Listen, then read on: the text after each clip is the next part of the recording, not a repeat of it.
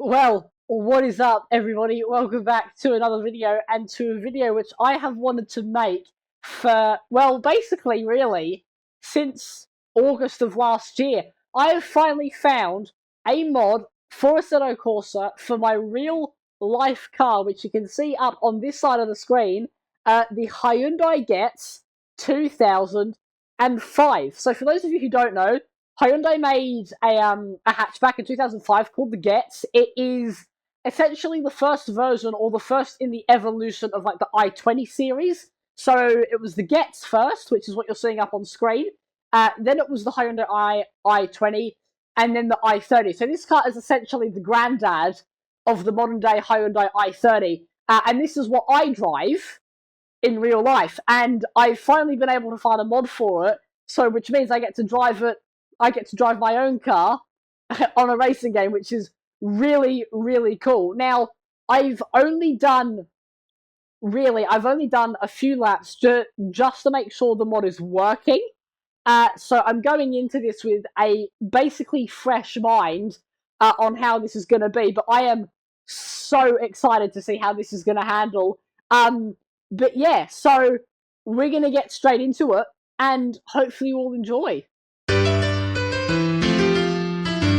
Fresh in the back, that is...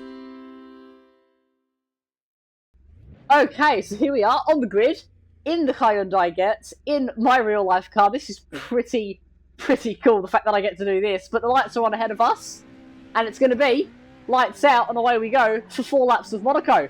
So, we're starting at the back of the grid, which isn't ideal, but, you know, we will make our way up, I'm sure of that, as across the finish line up towards Sandovote. We've got a car on the right. He's going to half cut us off. That white Getz is going slowly, so we're going to go to the inside. Through we go. And not too bad of a move there. Oh, we're going to thread the needle between those two cars. That was close, but we got through.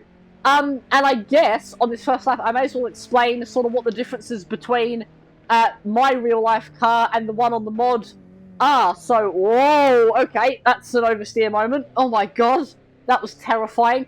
But yeah, so obviously this is a European mod. The guy who made it is European, so the one thing that it does mean is that this is now a left-hand drive car, whereas mine is a right-hand drive car. I was going to squeeze, so there's a few cars stopped in Mirabeau. Going to get past them quite nicely into the hairpin.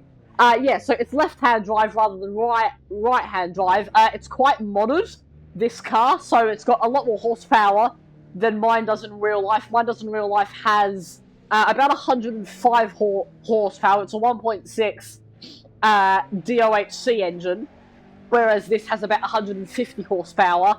This has modded brakes and things, and a different steering wheel, but apart from that, it is exactly the same. The dashboard's the same, the door handles are the same. It's so cool to be able to drive my own car in sim, and I've been waiting for a mod of this car for ages. Going to get past a couple more cars, so we're really climbing up here on this first lap. That was through the Nouvelle Chicane, up towards Tabac, and no oversteer there. That was nice and controlled. As into the chicane, nice, over the curb, and then down to second gear, or just about, yeah, there you go. Where's this guy going to go? Do we go for the LazGamez move? Is he going to defend it? He's going to defend it. Oh, wow, he really defended it. Moved all the way to the left-hand side to cover me.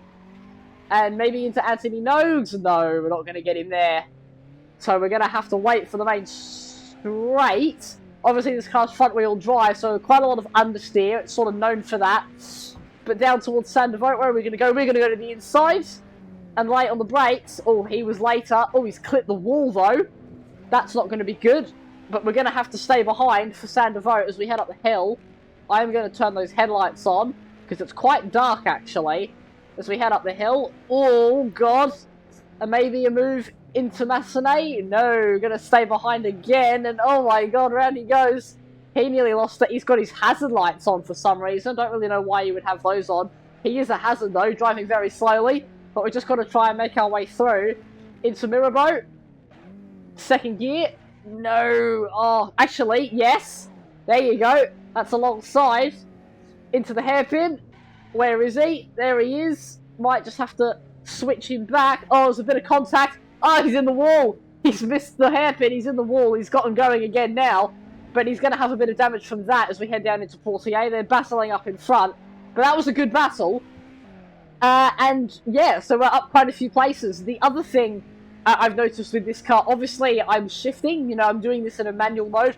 My car in real life is an automatic, so that is the other big difference. But just oops, oh my god, that car stopped. Jesus Christ, I want to make that chicane though. There you go. Yeah, so just pretend for this video that it is an automatic. But I'm gonna get past that blue gets. And the other cool thing, is that mine in real life is red. That's why I went for the red one. Obviously, there's 3 options when you select this car for the mod. So you've got blue, white. And red, I thought I'd go for red because it is the colour of my actual car, and I love having a red car. It's pretty cool. As always, this guy going, get close, 3rd gear into Razcas. Which way is he going to go? He's going to go that way. We're going to switch it. As there was a bit of door-to-door banging. I don't want to do that. I hate to see my car crash in the game. Give me a lot of anxiety. But through Anthony Nogues, not quite going to get there. Now we're going to get the run out of the final corner. There you go. That's going to be a move up the inside. Onto lap 3. That wasn't too bad, you know. That was pretty good. But is he going to come back? I've got the inside covered. Oh, an oversteer moment through turn 1. That was awesome. And he's going to try and get his way back up the hill. No, he's not going to get there. So we are safe for the moment. And yeah, like, obviously, you know, I don't drive my car very fast anywhere. Because I don't really take it. I don't take it to track days or anything like that. But for the most part, you know, it feels very realistic. And feels a lot like the real life thing on the game. He's going to get back around my outside. That was a good move from the AI. Don't usually see that very often. 2nd gear into Mirabeau. He's still there. And I'm going to get the overrun into the hairpin maybe. Oh, he's clipped the wall there behind us in the mirror. As we head through the hairpin, the Lowe's hairpin, the hotel hairpin, or whatever the hell you want to call it. But we're going to get that position. And now we've got to catch up with these 2 cars in front of us. You see, like, I would say we've got to catch up with the Hyundais in front of us, but they're all Hyundais, so I've got to try and switch it up a bit through the tunnel. There you go, nicely done. And then into the Nouvelle chicane. I'm not going to get close at all. Down to 2nd gear and bouncing over the curb. That was probably track limits, but we'll look past that. And he's gone and clipped the wall. So the AI are kind of struggling around Monaco, not going to lie. But 3rd gear up towards to back. This is the Maldonado Marussia killing corner. And then towards the swimming pool. That was a nice line. Bit of oversteer though on the way in. And then 2nd gear, getting as close to the barrier as we can. There you go, nice. And then 2nd gear on the way out. Really redline it to try and get that power. Into Razcas, he's gone wide again. The AI keep doing that. I'm going to get alongside into Anthony Nogues. Am I going to get there? He's going to try and hold it around the outside. I've got to leave him space. I have left him space. He's going to get a slightly better exit, but it's going to be side by side down the main straight. Can I get there into Saint-Devote onto the final lap as well? 3rd, 2nd. Oh, he's clipped the wall. Is he going all the way in the wall? Yes, he is. He's going to clip the wall. So the AI is struggling to defend. He's still got his hazards on. So it looks like everyone's driving around with hazards. But I'm going to get this car behind getting a run up the hill because I tried to leave that white car space. Into Massenet on the brakes. Down to 3rd gear. Huge oversteer moment. And around we go. That wasn't too bad. I'm going to get a good exit here. There you go. That's what I want. Oh, I've clipped the wall. Pretend that didn't happen. Into Mirabeau around the outside this time. Lock up on the 2 front wheels. No. I've clipped the wall. Oh, he's clipped the wall as well. And looks like the AI are going to falter at Mirabeau. They keep hitting that wall. I don't know why they keep doing that. I hit the wall as well, so that was a bit ugly. But we're going to get in front. This has been a pretty shambolic race in my own car, but it's all good. As we head out of Portier towards the tunnel, there's a few cars up in front, but they're quite far away. So we'll see if I can get close to them. If not, we will finish here. I don't know what position we're in. I would think we're in the top 15. But I guess we'll find out as, I'm locked up all 4 wheels. Power out of it. That's definitely a corner cut. I'm probably going to slow down a bit. But I did power out of the slide. Obviously, with front wheel drive, you know, if you're in the slide, you just got to throttle out of it and it will straighten itself up, through to back, and around we go to the left, put the power down, up to 130 kilometers an hour, with relative ease. Probably wouldn't be as easy in real life with Gabriella, but there we go, through the swimming pool chicane, up towards LazGamez, down to second gear, although we don't really need to use it. There's a car in front, but we're not going to get close to him at all. And then through Anthony Nogues, the final corner for a 4-lap race in Monaco. Third, and then fourth. What position is it going to be? It's going to be... oh, it's not going to tell us. Well, we've got the cooldown lap. But, yeah, there you go. There is a race, there is 4 laps of Monaco, and I don't know what position I finished. I was fully expecting a message to come up on the screen, but it hasn't, and I'm not really sure what to do. So I will jump back to the pits, and we're going to see where we finished, I guess. I just got to find a marshal's post to pull over in. We'll head past these guys. Is there a marshal's post around here somewhere? Hello, marshals. Marshals. I guess I'll just pull up over here. That's pretty good. That's good enough. So let's see where we finished. Back to pits. We finished in 6th place. There you go. That is pretty good. And let's go jump over to a Toge run. Okay, so here we are on the Toge map. I don't do this very often, but I will be able to tell you what it is. This is the Mount Akina Toge run. We're doing the downhill version. And before I got going, I just wanted to have a look sort of like around this car, because it is amazing how detailed it is. I'm just going to move the seat forward a bit so you can see. So obviously the steering wheel is a bit different, but you've got all the vents. They are all the same. The dials on the dashboard, so you've got the fuel, the speedo, the tachometer, that is all the exact same.